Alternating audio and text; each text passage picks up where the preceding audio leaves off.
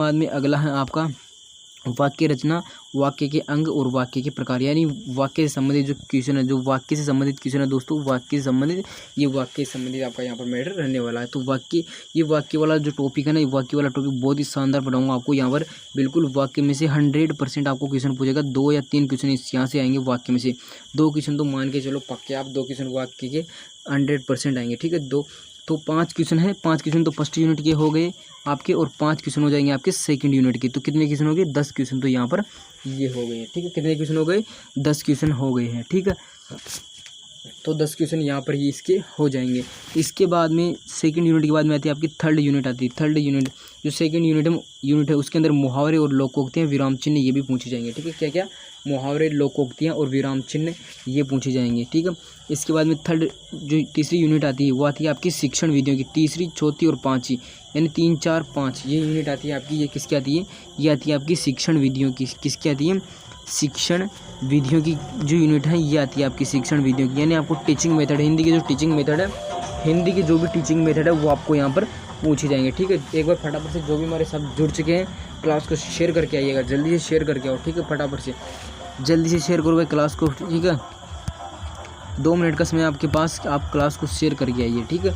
इसके बाद अब देखिए जो तीसरी यूनिट है, तीसरी यूनिट में पूछेगा आपको भाषा शिक्षण की विधियाँ पूछेगा, यानी हिंदी भाषा शिक्षण, हिंदी को पढ़ाने की जो विधियाँ कौन कौन सी, हिंदी को शिक्षण के पढ़ाने की जो विधियाँ कौन कौन सी। इसके बाद में भाषा शिक्षण के उपागम पूछेगा आपको, यानी जो इसके स्तंभ, इसके चरण है वो कौन कौन से, यानी हिंदी को पढ़ाने के जो उपागम है उसके वो कौन कौन से हैं। भाषा दक्षता का विकास पूछेगा कि भाषा है, हिंदी हमारी भाषा है, ठीक है। हिंदी का जो विकास है वो कैसे हुआ ये आपसे पूछेगा, ठीक है। तो ये आपकी तीसरी यूनिट ये होने वाली। इसके अंदर से भी लगभग 3 से 4 क्वेश्चन यहाँ से पूछा जाएगा आपको। 3 से 4 क्वेश्चन है वो यहाँ से पूछा जाएगा आपको, ठीक है। 3 से 4 क्वेश्चन यहाँ से पूछ लेगा। इसके बाद में अगली 5 यूनिट आती है आपकी, वो आती है भाषा के कौशल का विकास, यानी जो भाषा के कौशल है, भाषा को पढ़ने सीखने के जो कौशल है वो है आपके सुनना, बोलना, पढ़ना, लिखना। ये कितने? 4 कौशल है।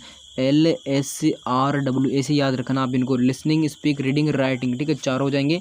या फिर हिंदी में इनको याद रखते हैं सुबोपल्ली। क्या रखते हैं इनको? सुबोपल्ली, सुनना, बोलना, पढ़ना और लिखना। ऐसे आप इनको चारों को याद कर सकते हो, ठीक है। ऐसे याद रख सकते हो इनको। तो इनके बारे में आपको पूछा जाएगा, सुनना, बोलना, पढ़ना, लिखना। फिर दूसरा नेक्स्ट टॉपिक है यहाँ पर हिंदी भाषा शिक्षण में चुनौतियाँ, यानी हिंदी भाषा जो शिक्षण है उसके अंदर कौन कौन सी चुनौतियाँ हैं वो पूछा जाएगा। फिर आएगा आपका शिक्षण अधिगम सामग्री, शिक्षण अधिगम यानी आप जो हिंदी पढ़ाओगे उसके लिए कौन कौन सी सामग्री आपको चाहिए उसके बारे में पूछा जाएगा, ठीक है। नेक्स्ट पूछा जाएगा आपको पाठ्य पुस्तक, बहुमाध्यम शिक्षण के अन्य साधन, ये आपसे पूछे जाएंगे इस यूनिट में, ठीक है। तो प्रत्येक यूनिट है दोस्तों, प्रत्येक यूनिट आपके लिए बहुत इंपॉर्टेंट है, ठीक है। प्रत्येक यूनिट है ये आपके लिए वेरी वेरी इंपॉर्टेंट हो जाएगी, ठीक है। नेक्स्ट यूनिट आती है आपकी, वो आती है भाषा शिक्षण में मूल्यांकन। जो मूल्यांकन है भाषा शिक्षण में वो आपसे पूछेगी, यानी हिंदी भाषा शिक्षण आपने जो पढ़ा दिया बच्चे को, मान लीजिए आपने बच्चे को पढ़ा दिया, क्या पढ़ा दिया आपको, मान लीजिए मैं आपको बता दूँ कि जो ऐसे आपने संज्ञा पढ़ा दी, क्या पढ़ा दिया आपने बच्चे को, क्या पढ़ा दी आपने? संज्ञा पढ़ा दी, ठीक है। आपके पास छोटे बच्चे होंगे उनको आपने संज्ञा पढ़ा दी, ठीक है। ये संज्ञा पढ़ाई आपने, अब आपने तो आपकी तरफ से पूरी मेहनत करके पढ़ा दी, ठीक है। अब उसका आपको क्या करना है, मतलब उसको ये देखना है कि बच्चे को समझ में आया या नहीं। तो उस समय आप क्या करोगे, उसका मूल्यांकन करोगे। क्या करोगे? मूल्यांकन करोगे।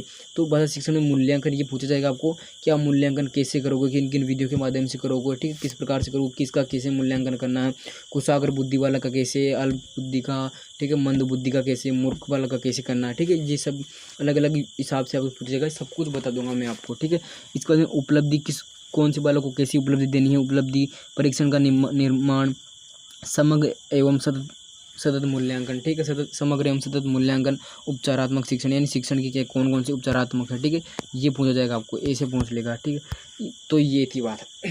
तो ये था आपका हिंदी का सिलेबस है, बहुत ही छोटा सा सिलेबस है हिंदी का, मतलब आप इसको कम से कम बता दो आपको, हिंदी का जो सिलेबस है हिंदी का, इसको आप 2 महीने के अंदर क्लियर कर लोगे 100%। 2 महीने के अंदर आप इस हिंदी के सिलेबस को कवर कर लोगे भाई, 2 महीने के अंदर, ठीक है।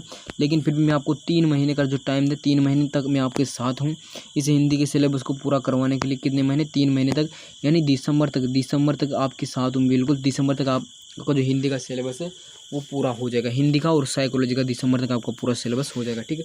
तो प्रत्येक दिन आपकी क्लास होगी, तो जुड़ना मत भूलिएगा कोई भी, ठीक है। ध्यान रखना, बहुत ही अच्छी क्लास है, बहुत शानदार क्लास है, तो आप जुड़ना मत भूलिएगा, ठीक है। बिल्कुल शानदार क्लास हो जाएगी, ठीक है। हिंदी का जो आपका डर है वो समाप्त हो जाएगा यहाँ से, ठीक है।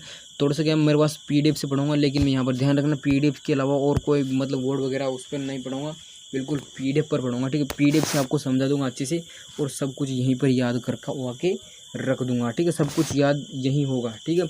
इसके बाद में अब देखते हैं अपना